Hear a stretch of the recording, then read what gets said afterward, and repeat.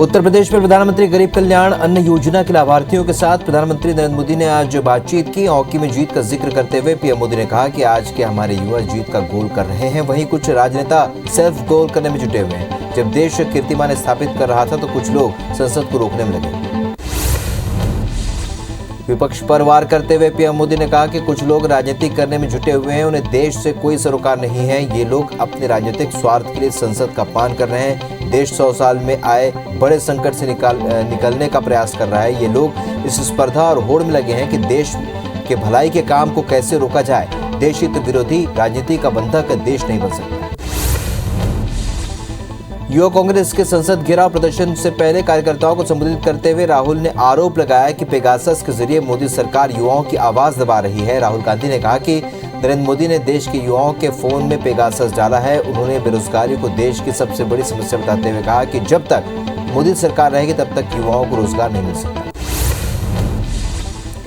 Pegasus जासूसी मामले पर आज सुप्रीम कोर्ट ने सुनवाई की। चीफ जस्टिस एनवी रमन्ना और जस्टिस सूर्यकांत की बेंच ने याचिकाकर्ताओं के वकीलों की दलील सुनी और अगली तारीख 10 अगस्त तय कर दी। इस दौरान कोर्ट ने कहा है कि अगर खबरें सही हैं तो आरोप बेहद गंभीर है। कोर्ट ने याचिकाकर्ताओं के वकील से ये भी पूछा कि क्या आपके पास जासूसी का कोई सबूत है। इस पर वरिष्ठ वकील कपिल सिब्बल ने मना कर दिया। पत्रकार एन राम और ऋषि कुमार की तरफ से पैरवी कर रहे कपिल सिब्बल ने कोर्ट में कहा कि पेगासस एक खराब तकनीक है जो कि हमारी जानकारी के बिना हमारी जिंदगी में दखल दे जाती है। सिब्बल ने दलील दी कि पत्रकार, संवैधानिक संस्थाएं, अदालत के अधिकारी और शिक्षाविद तक स्पाईवेयर के टारगेट पर थे। ऐसे में सरकार को जवाब देना है कि स्पाईवेयर किसने खरीदा, हार्डवेयर कहाँ रखा गया। असम और मिजोरम के बीच सीमा विवाद से पैदा हुए तनावपूर्ण माहौल को कम करने के लिए गुरुवार को दोनों राज्यों के मंत्रियों की अहम बैठक हुई। मिजोरम की राजधानी आइजोल में हुई इस बैठक में दोनों राज्यों ने सीमा विवाद पर बातचीत की और सौहार्दपूर्ण तरीके से मामले को सुलझाने पर सहमत हुए। बिहार के मुख्यमंत्री नीतीश ने पीएम मोदी को पत्र लिखा है। उन्होंने जातीय जनगणना के मुद्दे पर बातचीत के लिए समय मांगा है। उन्होंने कहा कि जाति आधारित जनगणना के लिए प्रतिनिधिमंडल के मिलने के लिए हमने प्रधानमंत्री को पत्र भेजा है। समय मिलेगा उसके बाद ही मिलेगा। पश्चिम बंगाल के सीएम ममता बनर्जी ने पीएम नरेंद्र मोदी को पत्र लिखकर वैक्सीन वितरण के मामले में केंद्र सरकार पर भेदभाव का आरोप लगाया। उन्होंने कहा कि बीजेपी शासित राज्यों उत्तर प्रदेश, गुजरात और कर्नाटक आदि में जनसंख्या की तुलना में ज्यादा वैक्सीन दी गई है, जबकि बंगाल को वंचित किया गया है। उन्होंने बंगाल के साथ भेदभाव का आरोप लगाया। कोरोना वायरस का अधिक संक्रामक डेल्टा वेरिएंट 135 देशों तक पहुंच चुका है। इस बात की जानकारी विश्व स्वास्थ्य संगठन ने अपनी रिपोर्ट में दी है। वहीं दुनिया भर में संक्रमण के मामलों की कुल संख्या 20 करोड़ से भी अधिक हो चुकी है।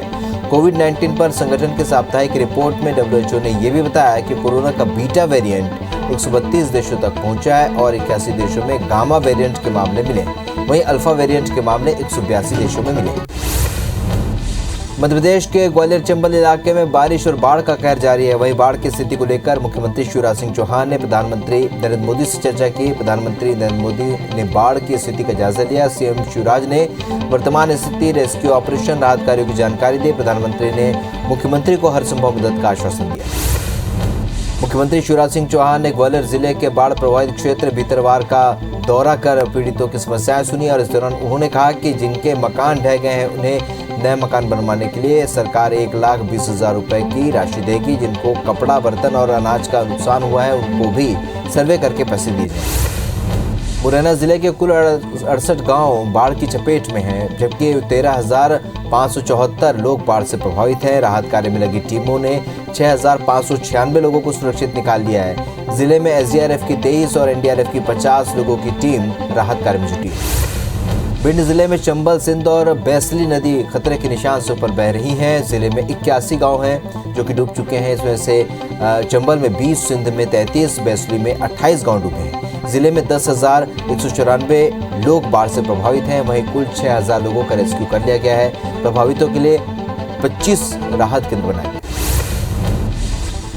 श्योपुर जिले में पार्वती और चंबल नदी उफान पर हैं। कोटा बैराज के 16 गेट खुलने के बाद चंबल नहर में पानी आया था और राहत की बात यह है कि कोई भी नदी खतरे के निशान से ऊपर नहीं है। जिले के 2 दर्जन गांवों के करीब 10,000 लोग प्रभावित हुए हैं। 150 लोगों का रेस्क्यू किया गया।